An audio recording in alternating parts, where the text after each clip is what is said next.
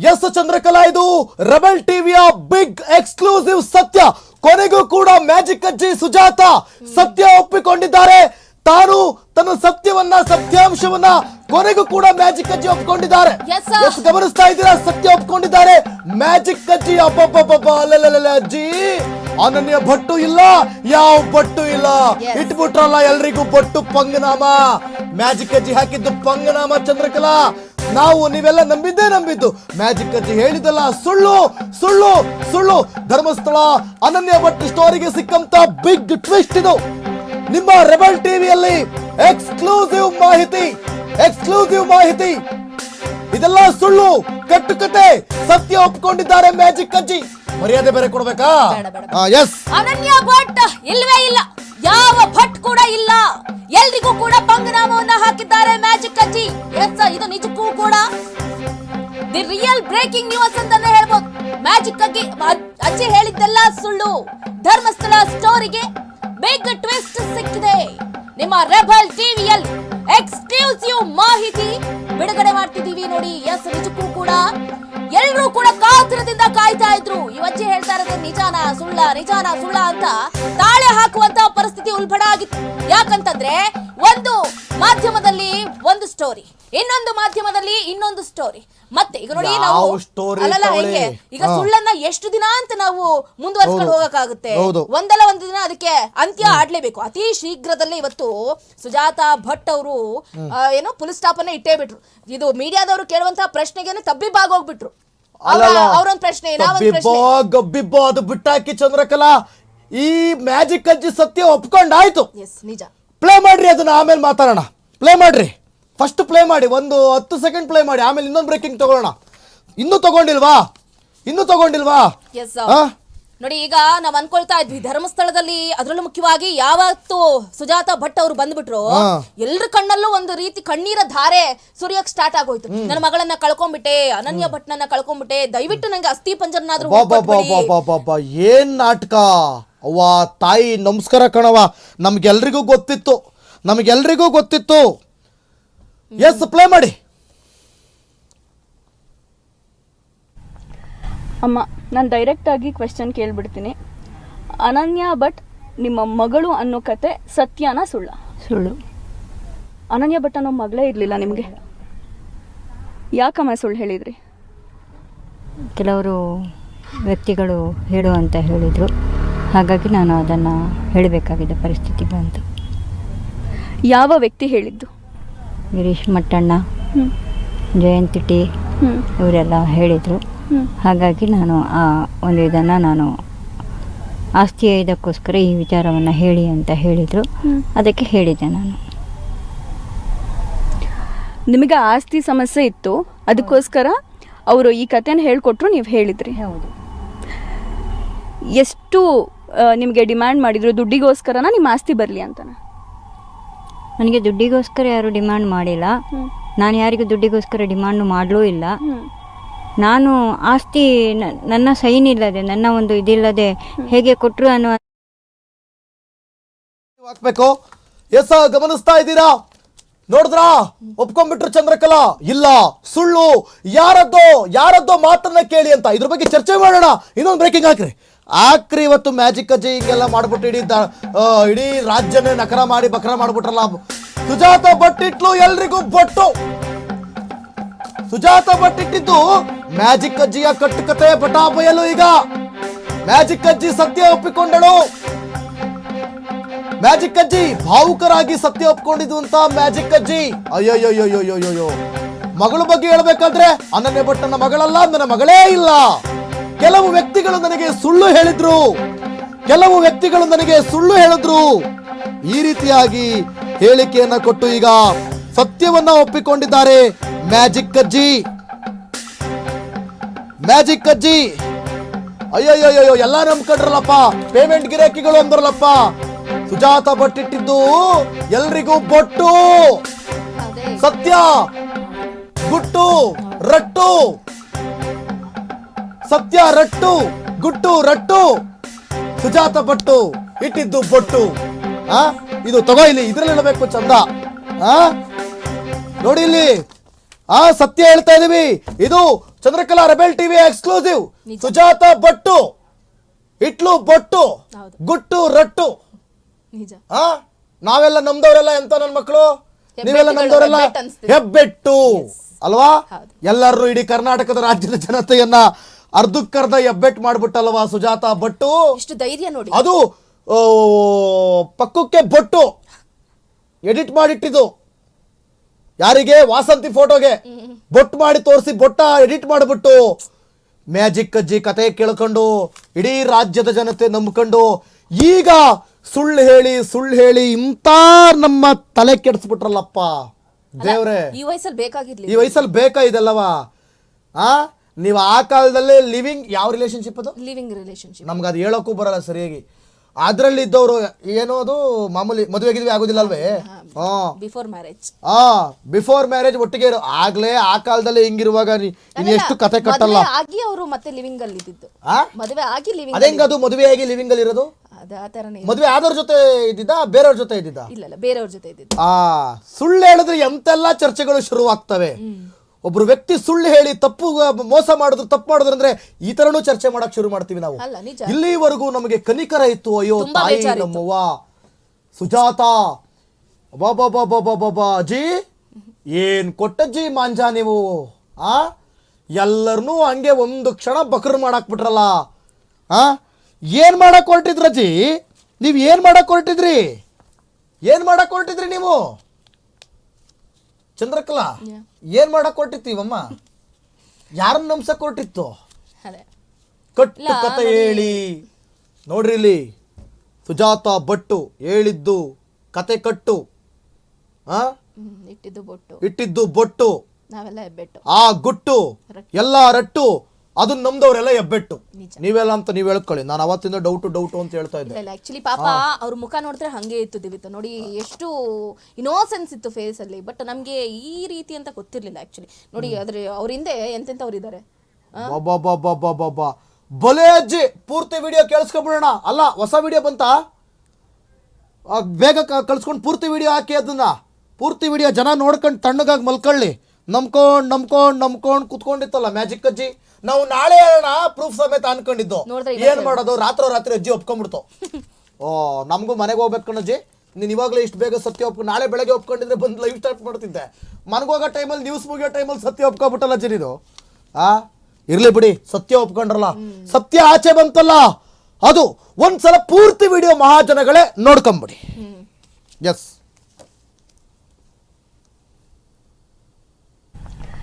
ಅಮ್ಮ, ನಾನು ಡೈರೆಕ್ಟಾಗಿ ಕ್ವೆಶ್ಚನ್ ಕೇಳ್ಬಿಡ್ತೀನಿ.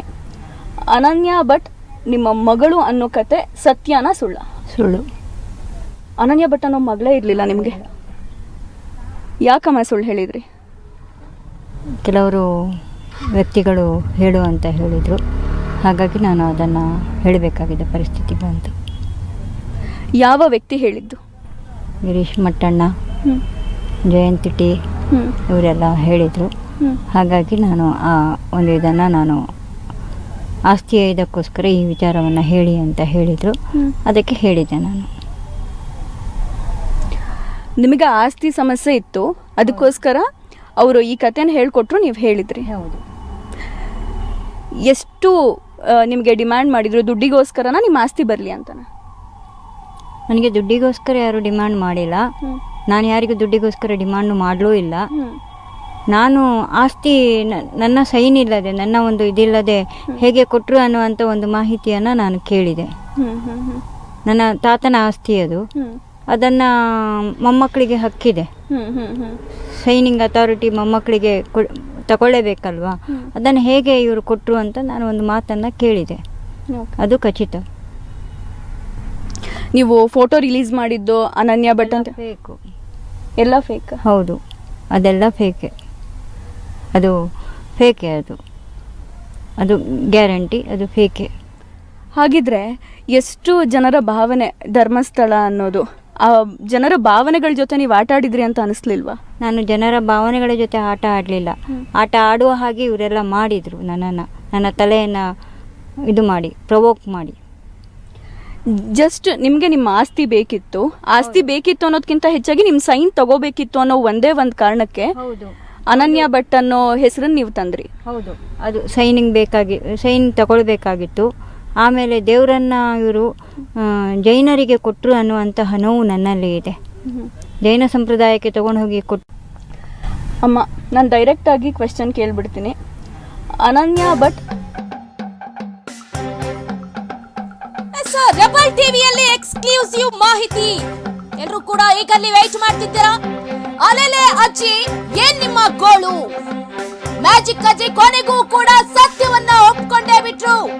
ಫೈನಲಿ ನಾನು ಆಸ್ತಿಗೋಸ್ಕರ ಸುಳ್ಳನ್ನ ಹೇಳಿದ್ದೀನಿ ಅನ್ನುವಂತ ಸತ್ಯವನ್ನ ಹೇಳಿದ್ದಾರೆ. ಅನನ್ಯ ಭಟ್ ಫೋಟೋ ರಿಲೀಸ್ ಮಾಡಿದ್ದು ಕೂಡ ಕಟ್ಟು ಕಥೆಯಂತೆ.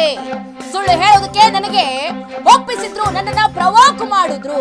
ನೀವು ಸುಳ್ಳನ್ನೇ ಹೇಳಬೇಕು ಅಂತ ನನ್ನ ತಲೆಗೆ ತುಂಬಿದ್ರು.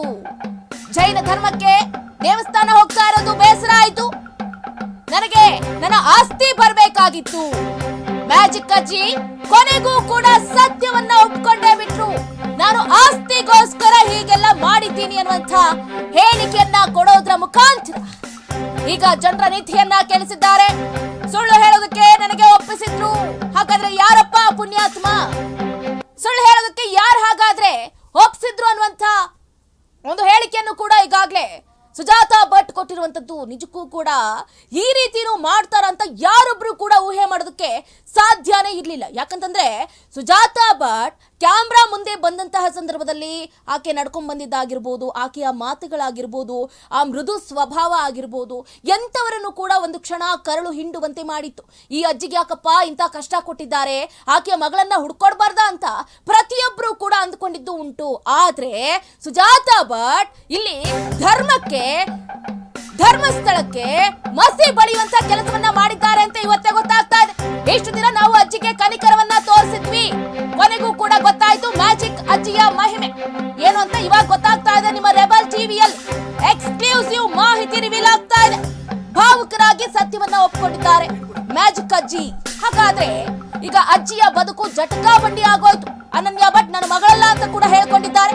ಹಾಗಾದ್ರೆ ಈ ಸುಜಾತಾ ಭಟ್ಗೆ ಪ್ರವೋಕ್ ಮಾಡಿದ್ದಾರು. ಇಷ್ಟು ದಿನ ನಾವು ಈ ಅಜ್ಜಿಗೆ ಕನಿಕರವನ್ನ ತೋರಿಸಿದ್ದೆ ತಪ್ಪಾಯ್ತು, ನಿಜಕ್ಕೂ ಕೂಡ ತಪ್ಪಾಯ್ತು. ಹಾಗಾದ್ರೆ ಈ ಸುಜಾತಾ ಭಟ್ ಹಿಂದೆ ಇರುವಂತಹ ಆ ಖಳನಾಯಕರಾದ್ರೂ ಯಾರಪ್ಪ? ಸುಜಾತಾ ಭಟ್ ಹೇಳಿರುವಂತಹ ಹೆಸರಾದ್ರೂ ಯಾರ್ದಪ್ಪ ಅಂತ ಕೇಳಲೇಬೇಕಾಗುತ್ತೆ. ಹಾಗಾದ್ರೆ ಮುಂದುವರೆದು ಏನ್ ಮಾತಾಡಿದ್ರು ಸುಜಾತಾ ಭಟ್ ಕೇಳ್ತಾ ಹೋಗೋಣ. ಯಾರ ಹೆಸರು ರಿವೀಲ್ ಮಾಡಿದ್ರು ಕೇಳ್ತಾ ಹೋಗೋಣ. ನಾನು ಜನರ ಭಾವನೆಗಳ ಜೊತೆ ಆಟ ಆಡಲಿಲ್ಲ. ಆಟ ಆಡುವ ಹಾಗೆ ಇವರೆಲ್ಲ ಮಾಡಿದರು. ನನ್ನ ತಲೆಯನ್ನು ಇದು ಮಾಡಿ ಪ್ರವೋಕ್ ಮಾಡಿ.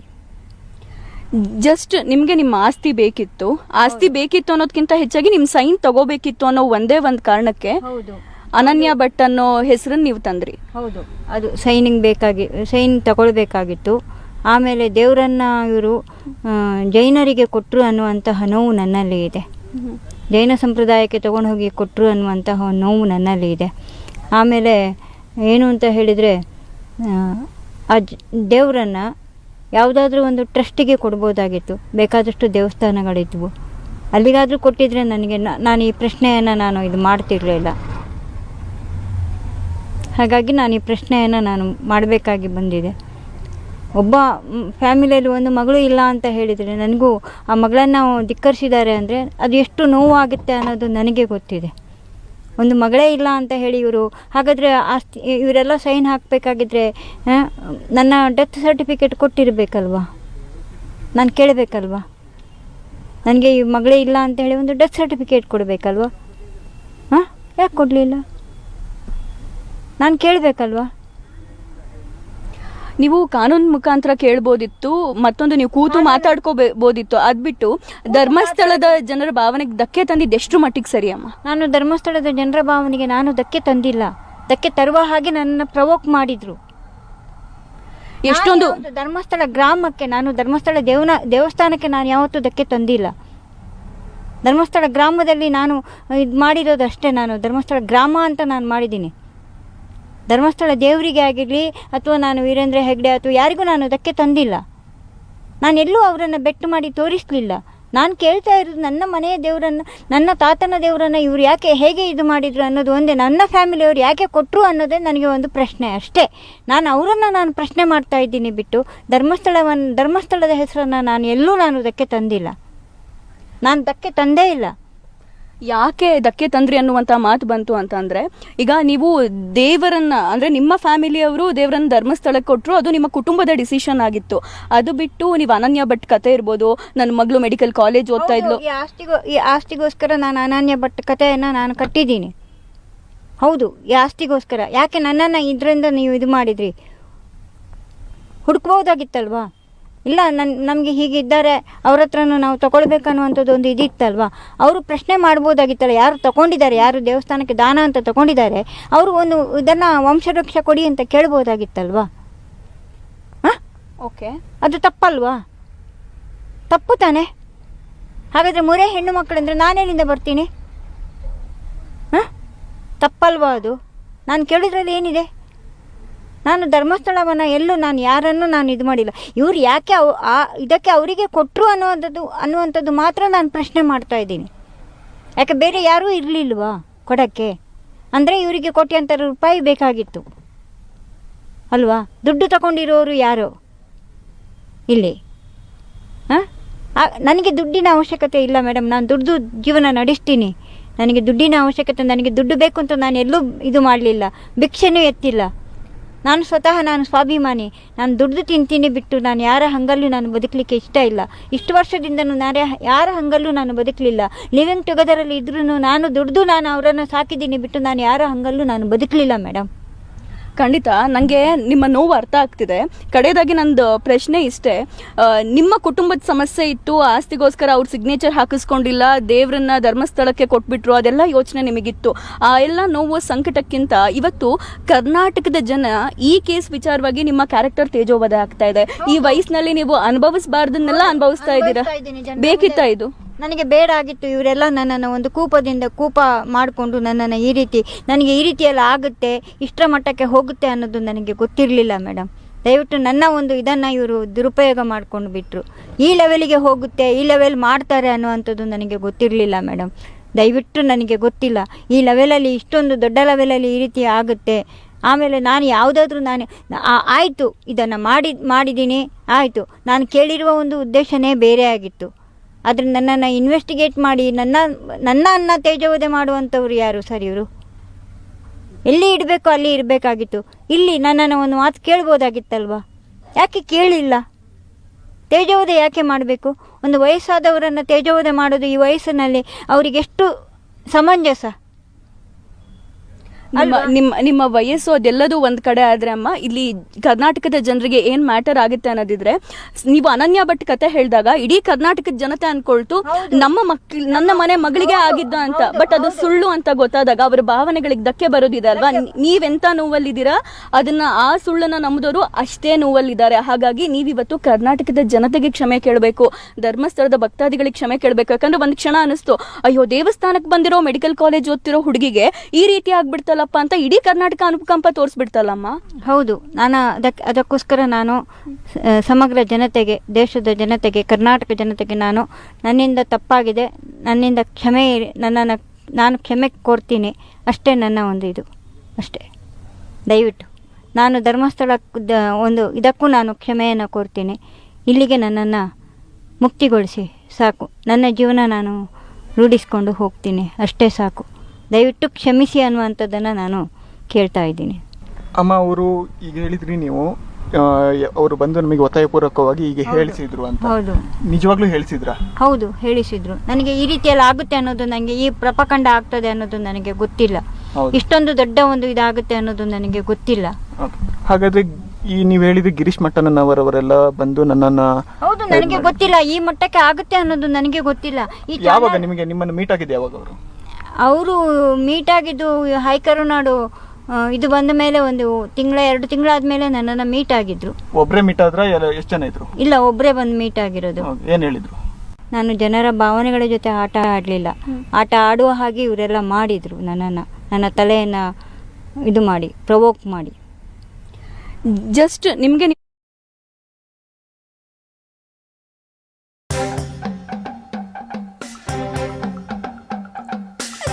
ಅಜ್ಜಿ ಅಜ್ಜಿ ಅಜ್ಜಿ ಯಾಕೆ ಈ ಸುಳ್ಳು ಕಥೆಯನ್ನ ಕಟ್ಟಿದ್ರಿ ಅಜ್ಜಿ? ಕೆಲವು ವ್ಯಕ್ತಿಗಳು ನನಗೆ ಸುಳ್ಳು ಹೇಳಿ ಅಂದಿದ್ರು ಅಂತ ಅಜ್ಜಿ ಹೇಳಿಕೆನ ಕೊಡ್ತಿದ್ದಾರೆ. ನೋಡಿ, ಯಾರು ಹಾಗಾದ್ರೆ ಹಂಗ ಹೇಳಿದ್ದು ಅಂತಂದ್ರೆ ಮಟ್ಟಣ್ಣನವರ್ ತಿಮುರೋಡಿ ಅವರು. ಯಾತಕ್ಕಾಗಿ ಅಂತಂದ್ರೆ ಆಸ್ತಿಗೋಸ್ಕರ ನಾನು ಅನನ್ಯ ಭಟ್ ಕಥೆಯನ್ನ ಕಟ್ದೆ. ನನಗೆ ಈ ಸ್ಟೋರಿ ಇಷ್ಟು ದೊಡ್ಡದಾಗುತ್ತೆ ಅಂತ ಅಂದುಕೊಂಡೇ ಇರ್ಲಿಲ್ಲ. ನನ್ನನ್ನ ಕ್ಷಮಿಸ್ಬಿಡಿ ಅಂತ ಸುಜಾತ ಭಟ್ ಹೇಳ್ತಿದ್ದಾರೆ. ಧರ್ಮಸ್ಥಳ ಕ್ಷೇತ್ರಕ್ಕೂ ನಾನು ಕ್ಷಮೆಯನ್ನ ಕೇಳ್ತೀನಿ ಅಂತ ಈಗ ಸುಜಾತ ಭಟ್ ಹೇಳಿಕೆಯನ್ನ ಕೊಟ್ಟಿರುವಂತದ್ದು. ನಿಜಕ್ಕೂ ಕೂಡ ಈ ಅಜ್ಜಿಯನ್ನ ನಾವು ಬಹಳ ಆರಾಧಿಸ್ತಾ ಇದ್ವಿ. ಪಾಪ ಈ ಅಜ್ಜಿಗೆ ಅಟ್ಲೀಸ್ಟ್ ನ್ಯಾಯ ಸಿಗ್ಬಿಡ್ಲಪ್ಪ, ಏನು ಮಗಳು ಕಳವಾಗಿದ್ದಾಳೆ, ಆ ಮಗಳಿಗೆ ಒಂದು ನ್ಯಾಯ ಸಿಗ್ಲಪ್ಪ ಅಂತ ಪ್ರತಿಯೊಬ್ರು ಕೂಡ ಅಂದ್ಕೊಳ್ತಾ ಇದ್ವಿ. ಆದ್ರೆ ಈ ಅಜ್ಜಿ ನೋಡಿದ್ರೆ ಆಸ್ತಿಗೋಸ್ಕರ ನಾನು ಅನನ್ಯ ಭಟ್ ಅನ್ನುವಂತಹ ಕಥೆಯನ್ನ ಸೃಷ್ಟಿ ಮಾಡ್ಬಿಟ್ಟೆ. ನನಗೆ ಈ ಸ್ಟೋರಿ ಇಷ್ಟು ದೊಡ್ಡದಾಗುತ್ತೆ, ಇಷ್ಟೊಂದು ಹೇಳ್ಕೊಂಡು ಹೋಗ್ತಾರೆ ಅಂತ ಗೊತ್ತಿರ್ಲಿಲ್ಲ. ನನ್ನನ್ನ ಕ್ಷಮಿಸ್ಬಿಡಿ ಅಂತ ಸುಜಾತ ಭಟ್ ಹೇಳಿದ್ದಾರೆ. ಧರ್ಮಸ್ಥಳ ಕ್ಷೇತ್ರಕ್ಕೂ ನಾನು ಕ್ಷಮೆಯನ್ನ ಕೇಳ್ತೀನಿ ಅಂತ ಈಗ ಸುಜಾತ ಭಟ್ ಹೇಳಿಕೆಯನ್ನ ಕೊಟ್ಟಿರುವಂತದ್ದು. ಎಸ್, ಇದು ನಿಜಕ್ಕೂ ಕೂಡ ಒಂದು ಕಡೆ ದಿಗ್ಭ್ರಾಂತಿಯನ್ನ ಮೂಡಿಸುತ್ತೆ. ಎಂತವರನ್ನು ಕೂಡ ಒಂದು ಕ್ಷಣ ತಲೆ ಕೆಳಗಾಗುವಂತೆ ಮಾಡುತ್ತೆ. ಜಸ್ಟ್ ಬಿಕಾಸ್ ನಾವು ನೋಡ್ತಾ ಇದ್ವಿ ಇಷ್ಟು ದಿನಗಳ ಕಾಲ ಈ ಸುಜಾತ ಭಟ್ ಅನ್ನುವಂತಹ ಕ್ಯಾರೆಕ್ಟರ್ ಎಲ್ಲರಲ್ಲೂ ಕೂಡ ಒಂದು ರೀತಿಯಾಗಿ ಅನುಕಂಪವನ್ನ ಹೊಕ್ಕೊಂಡ್ಬಿಟ್ಟಿತ್ತು. ಈ ಅಜ್ಜಿಗೆ ಅಟ್ಲೀಸ್ಟ್ ನ್ಯಾಯ ಸಿಗಲಿ, ಆ ಅನನ್ಯ ಭಟ್ ಕಳೆದೋಗಿರುವಂತಹ ಯುವತಿ ಮತ್ತೆ ಮರಳಿ, ಅಥವಾ ಈಗಾಗಲೇ ಏನ್ ಬಿಡಿ ಸತ್ತೋಗಿದ್ದಾರೆ ಅಂತ ಹೇಳಾದ್ಮೇಲೆ ಆಕೆಯ ಅಸ್ಥಿ ಪಂಜರನಾದ್ದು ಸಿಗ್ಲಿ ಅಂತ ಎಷ್ಟೋ ಜನ ಅನ್ಕೊಂಡಿದ್ರು. ಆದ್ರೆ ಅನನ್ಯ ಭಟ್ ಇರೋದೇ ಸುಳ್ಳು ಅಂತ ಈಗ ಹೇಳಿಕೆಯನ್ನ ಕೊಡ್ತಿದ್ದಾರೆ ಅಂತಂದ್ರೆ ಎಂತವರಿಗಾದ್ರೂ ಕೂಡ ಕೋಪ ಬರುತ್ತೆ. ಅದು ಕೂಡ ಆಸ್ತಿ ವಿಚಾರಕ್ಕೆ. ಗಿರೀಶ್ ಮಟ್ಟಣ್ಣನವರಾಗಿರ್ಬೋದು, ಏನೋ ಮಹೇಶ್ ಶೆಟ್ಟಿ ತಿಮ್ರೋಡಿ ಏನಿದಾರಲ್ಲ, ಇವರು ಹೇಳಿಕೊಟ್ಟಂತಹ ಕಥೆಯನ್ನ ನಾನು ಹೇಳಿದ್ದೀನಿ ಅಷ್ಟೇ.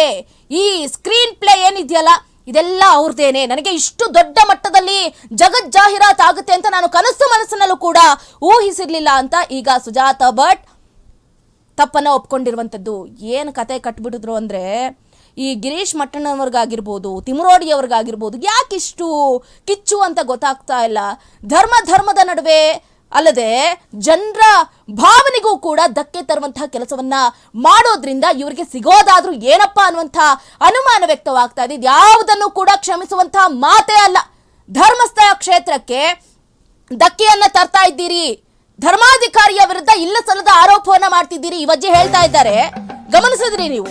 ನನ್ನ ದೇವರನ್ನ ಬೌದ್ಧ ಧರ್ಮಕ್ಕೆ, ಜೈನ ಧರ್ಮಕ್ಕೆ ಯಾಕೆ ಕೊಟ್ರಿ? ಇದು ಈಗ ಕೇಳ್ತಾ ಇರುವಂತಹ ಪ್ರಶ್ನೆ.